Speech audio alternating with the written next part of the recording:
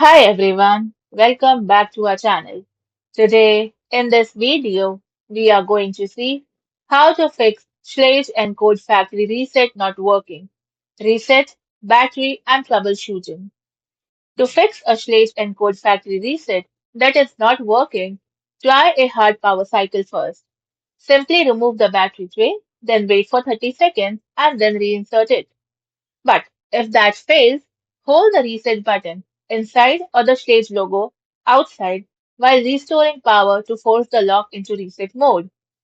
For expert advice on resolving reset failures and keypad problems, consult the Just Answer Schlage Smart Lock Repair Guide. Now, fix 1. The power cycle.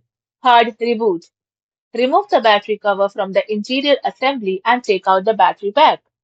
Then leave the lock disconnected for 30 seconds to drain any residual power. Once done, reinsert the battery securely and test the standard reset process again. Fix 2. Correct reset procedures. For Schlage Encode BE489 and Encode Plus. Remove the battery cover and press and hold the black circular reset button, which is located to the right of the thumb trunk. Now the interior LED will flash red. So keep holding the button until the red flashing stops and the LED turns solid blue. And this can take up to 10 seconds. Now test one of the default user codes found on the sticker under your battery cover or manual.